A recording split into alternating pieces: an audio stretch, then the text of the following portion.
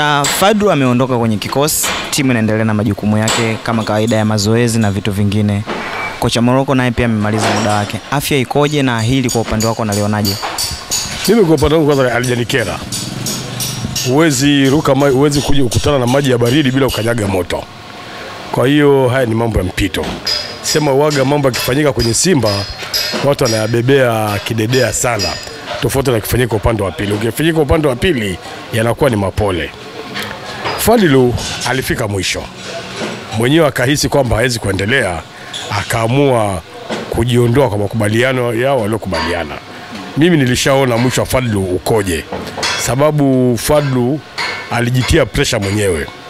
Alipewa nafasi ya kusajili akasajili, akafanya kila kitu. Lakini mwisho wa siku akaanza kujikataa mwenyewe kwamba kuna wachezaji sijapewa, sijui nini.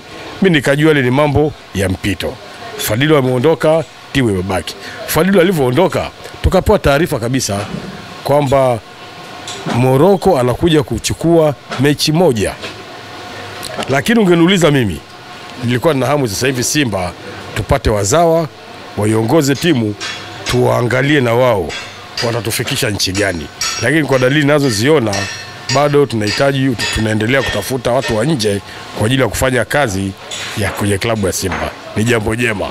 Kwa hiyo hapa tulipofikia ni moja ya misuko ya vilabu ambavyo ni vitu vya kawaida.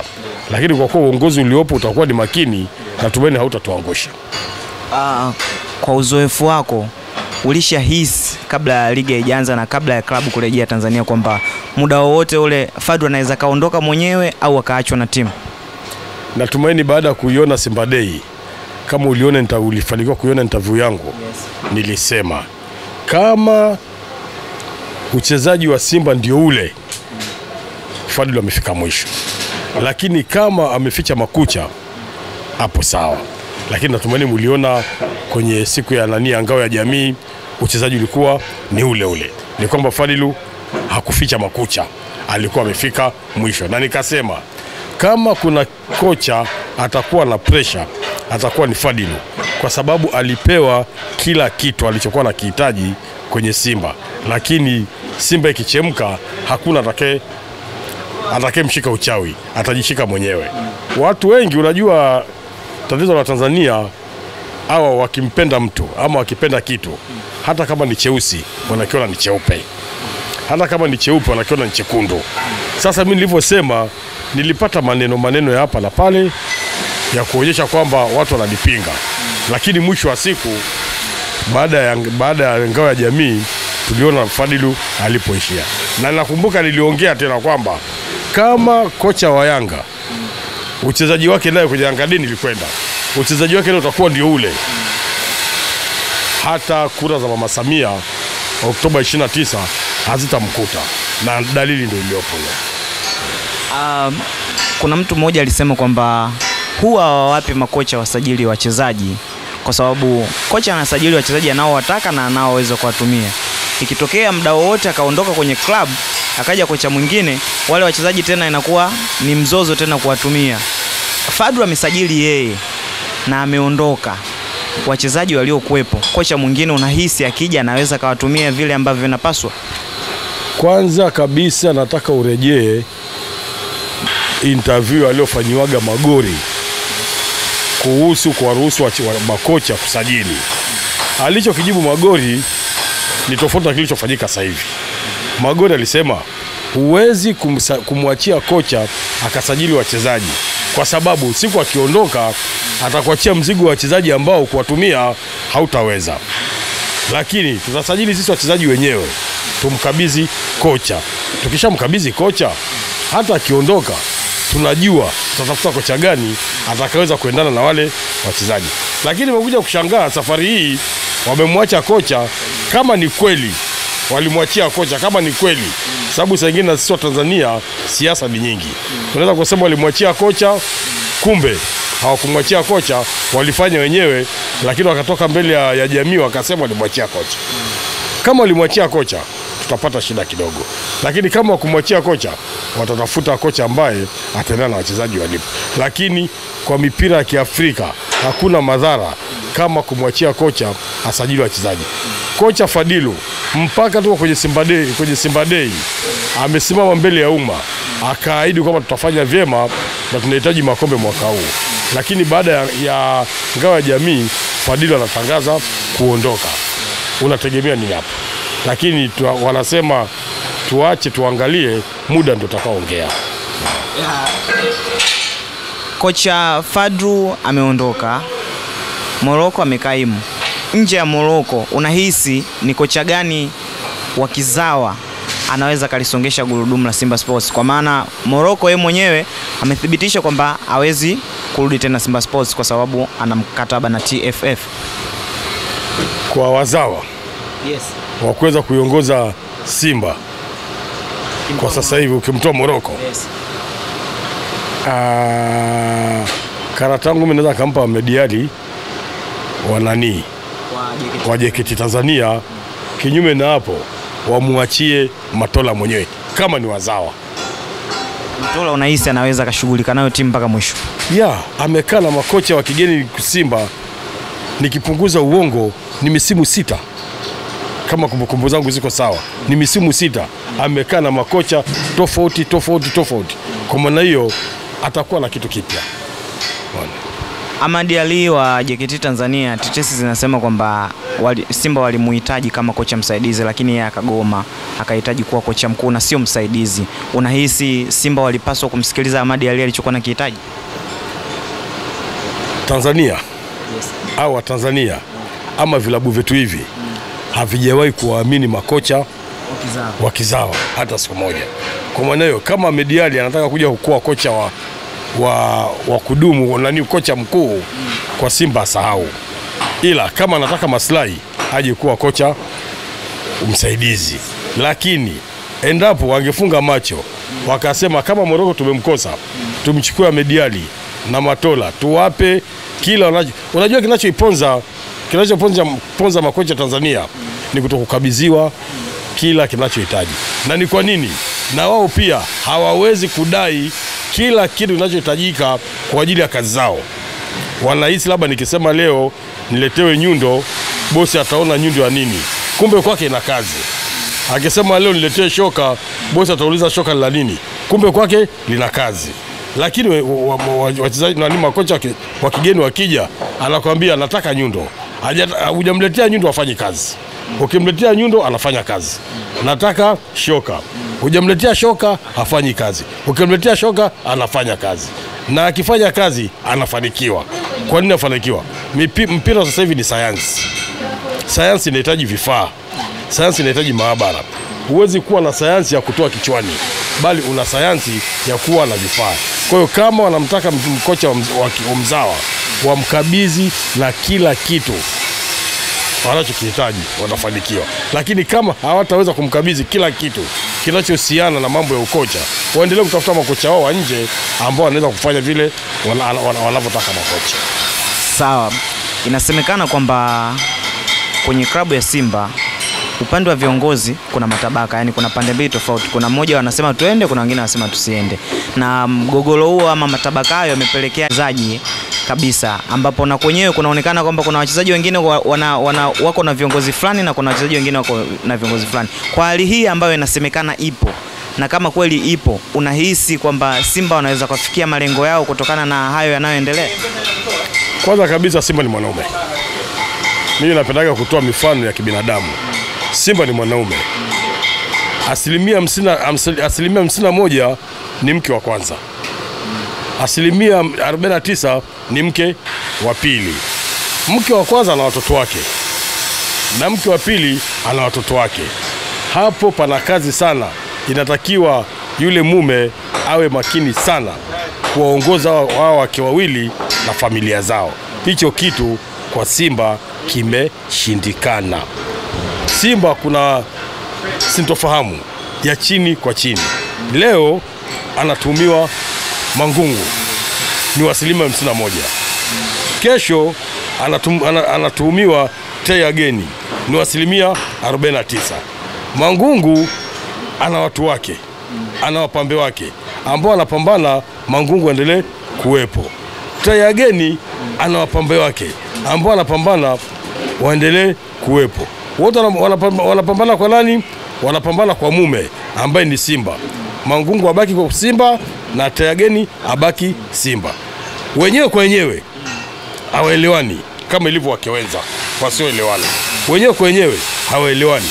Sasa hapa panatakiwa patoke mtu mwingine aje amsaidie huyu mume kutatua tatizo hili la watu wawili. Vinginevyo aachike mmoja abaki mmoja. Sasa hivi ameachika Tayageni, yuko nje ya game. Lakini Tayageni ana watoto pale. Umeelewa? Ndio. Tayageni ana watoto pale. Bado ana nafasi ya kuwafanya wale watoto wasifikie malengo kwa baba yao. Mangungu ana watoto. Bado anahitaji kuhakikisha anapiga vita watoto wa huyu ili yeye afikie malengo kwa mume wake. Tayari hapo panakuwa na double standard. Nini kifanyike? Ni lazima 51% na 49% kwenye katiba ya Simba wakae, wajadili, wafikirie, watafute kiongozi mmoja atakaye kuwa na sauti ya mwisho kama hii katika hizi pande mbili. Kama ilivyokuwa kwa upande wa Yanga, kuna rais wa klabu. Yule rais wa klabu amesimama kwenye 51% ya Yanga na 49% ya Yanga, mwenye sauti ya mwisho ni yeye. Ndio maana unakuta Yanga hata kama kuna makundi hayana nguvu ya kuingia ndani ya klabu. Lakini kwa Simba 51% inajitegemea, 49% inajitegemea. Kwa hiyo kila mtu ana nafasi ya kuanzisha kundi lake litakalosababisha mmojawapo adhoofike. Lakini unapomdhoofisha huyu, hadhoofiki yeye, inadhoofika klabu. Nasema nilo mpaka hapo, inadhoofika klabu.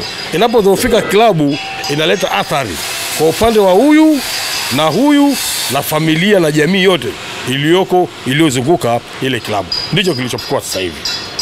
Sasa hivi kuna vita chini kwa chini kati ya 51 na 49. Kwa kuisuluhisha hapo nani? Ni katiba yao wenyewe. Kwa hiyo kwa ushauri wako wewe unaona kwamba Simba Sports wanatakiwa kuwa na mfumo kama ambao wako nao Young Africans, kwamba klabu inatakiwa kuwa na rais na sio kuwa na mwenyekiti wa bodi na mwenyekiti wa bodi? Of course. Hata kama kuna mwenyekiti, lakini anakuwa ni mwenyekiti wa klabu nzima ambaye atakuwa mkishakaa vikao vyenu huko, wa mwisho wa kuja kutoka mbele ya jamii anakuwa ni mtu fulani. Lakini sasa hivi Mangungu ni kiongozi mkubwa lakini hatoki mbele ya jamii. Tayageni kama alivyokuwa au sasa hivi Magori ni kiongozi mkubwa lakini akitoka kwenye jamii anatoka kimachale. Tuna CEO tangu ameteuliwa CEO, umeona jukumu la CEO lilofanyika la maana kwenye klabu ya Simba? Unamsikia? Haya, kuna rais wa heshima.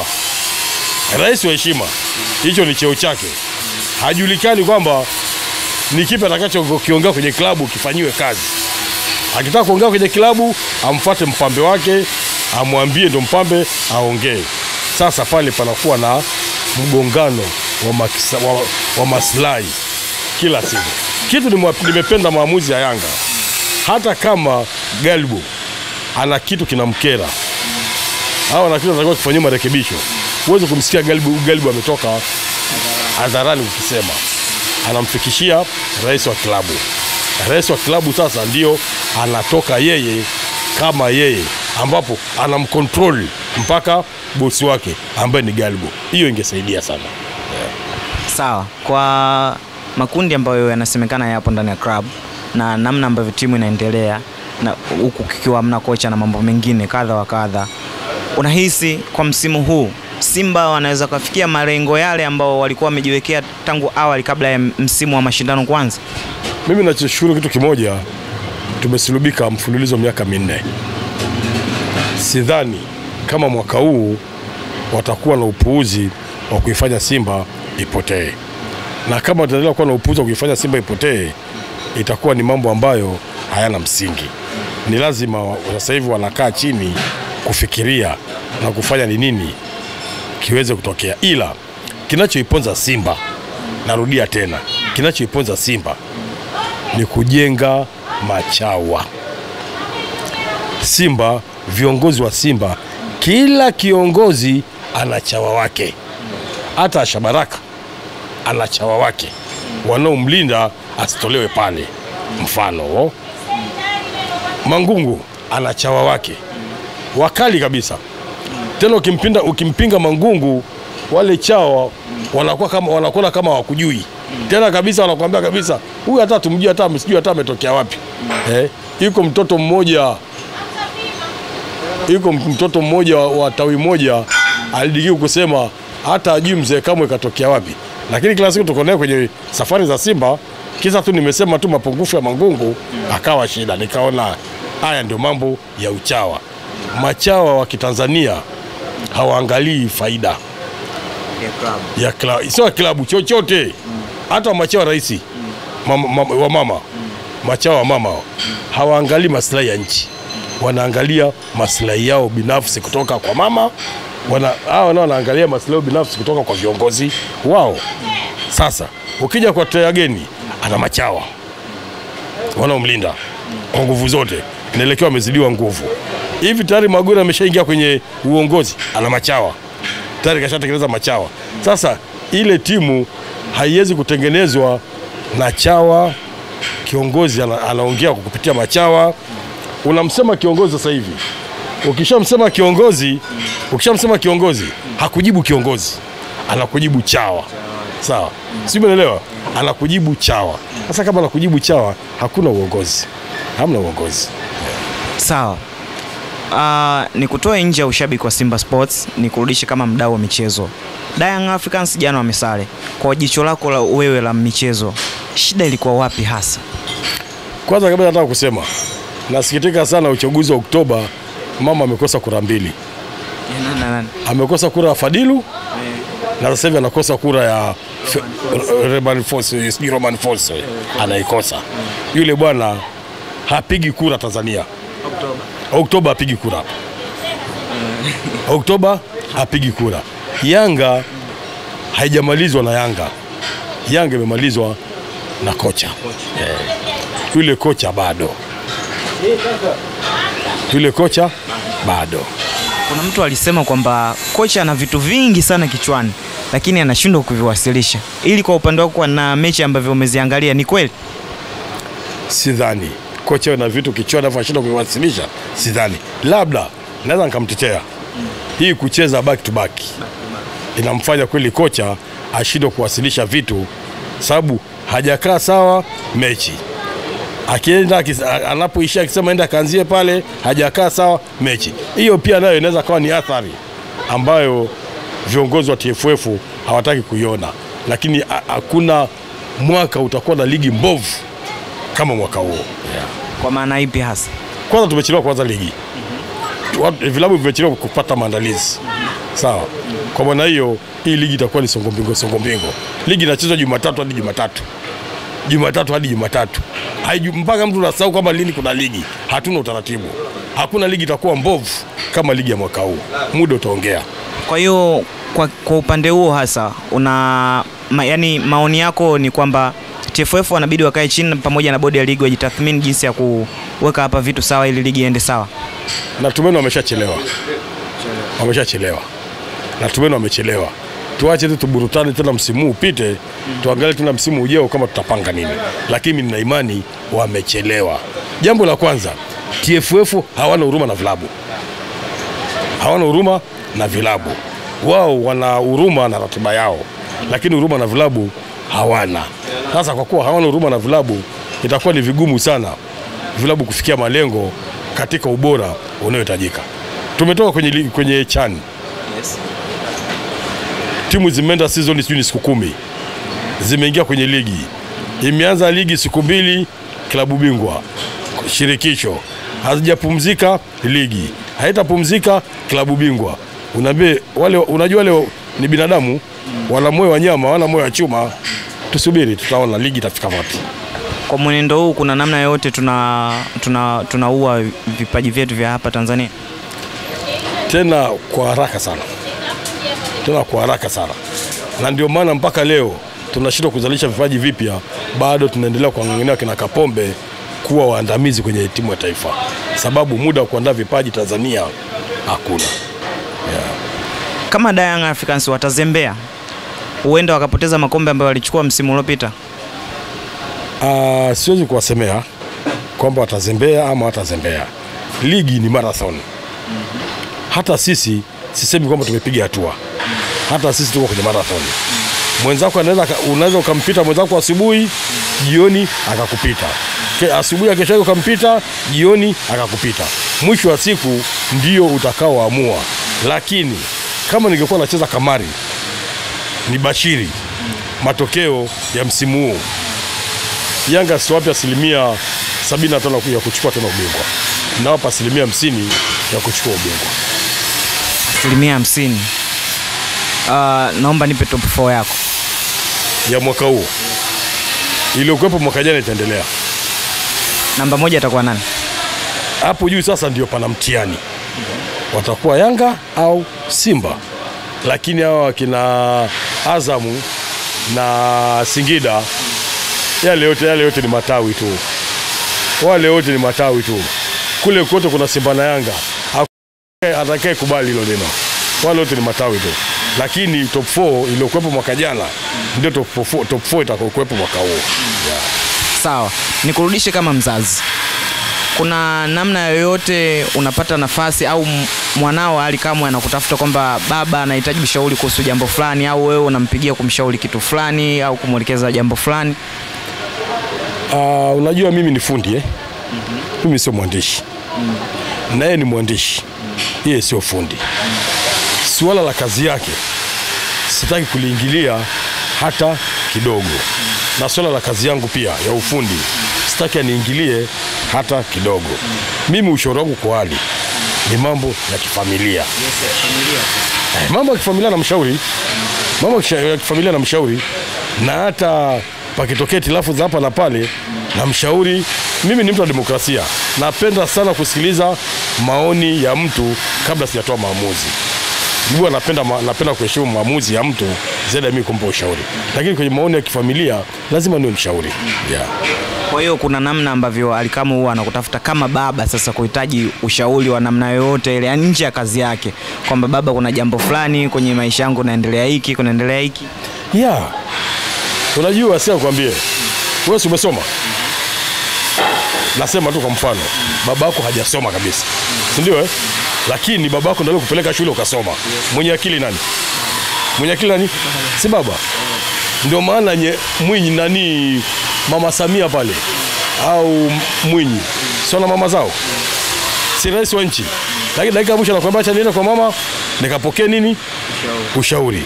Aliyekupeleka shule baba yako ndio aliyekuzaa, au wazazi wako ndio waliokuzaa, wakapata akili ya kukusomesha. Alafu mwisho wa siku ukapata akili ya kuwaongoza. Lakini pakifikia ushauri lazima uende kwa baba. Na ukienda kwa baba usitegemee ukakutana na ujinga uliokuwa unakifikiria wewe. Unaweza kaenda pale ukajikuta hata ile elimu yako ulikuwa unaifikiria kumbe kulikuwa kuna elimu ya kiasili yenye faida. Kwa hiyo ndivyo ilivyo. Mimi na Ali tunakaa tunashauriana mambo ya kifamilia, tunamaliza. Sisi hatuna urafiki wa Simba na Yanga tu.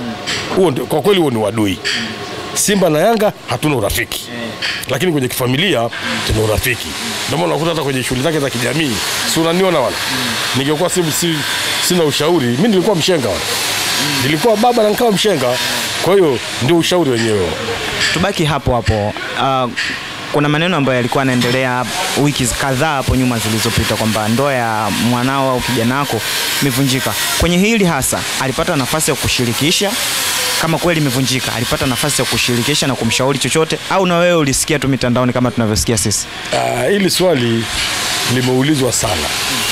Na hili swali natumaini lilikuwa limeshapoa. Lakini naona nataka kuliamsha kiubabe. Ali kweli habari zilivuma kwamba ndoa yake imevunjika. Ila ndoa ya Ali kama watu wanavyofikiria haijavunjika. Bali nielewe, ndoa zina milima na mabonde. Sawa. Ni watu wamepumzishana. Tofauti zao zikiisha watarudi.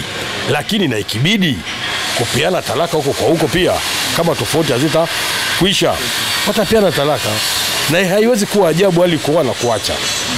Na sio mtu wa kwanza kuoa, hata kuna wale walioa siku ya kwanza, siku ya pili, siku ya tatu wakaachika ama wakaacha. Kwa maana hiyo ni ndoa tu ina itilafu. Japo ilikuwa ni mpya, lakini hata kama ni mpya, itilafu kwenye ndoa hazikosekani. Kwa hiyo suluhisho lao litakapokuwa zuri na tuko kwenye mazungumzo, likitulikiwa sawa, ndoa yale itaendelea. Lakini kama zikishindana, basi ndoa itakuja. Ndio maana umeona hali amekuwa kimya, hataki kuongelea chochote. Umeona, hataki kuongelea chochote sababu anajua lolote litatokea hapo katikati. Sawa, asante mzee Kamwe. Tumalize na hili. Umeipa Young Africans 50% za kuchukua ubingwa msimu huu. Timu yako Simba Sports Club unaipa asilimia ngapi? Yaani kwenye Yanga na Simba natoa 50 kwa 50. 50-50. Hao wengine wote ni wasindikizaji tu. Kwa hiyo atakayeshinda dabi ndio atakuwa bingwa. Nataka hapo muongea pointi sana. Atakayeshinda dabi atakuwa bingwa. Miaka yote 4 sisi tumepoteza ubingwa kwenye dabi. Hesabu pointi. Tumepoteza ubingwa kwenye dabi. Simba wakikubali kwamba sasa kufungwa na Yanga basi tutakuwa mabingwa. Lakini kama hawakukubali kufungwa na kwamba tumechoka kufungwa na Yanga, hawatopata ubingwa. Unajua Simba haijashindwa kumfunga Yanga. Hiyo kitu tunasema kila siku. Simba haijashindwa kumfunga Yanga, ila viongozi wa Simba bado hawajaridhika, hawajakubali kuifunga Yanga.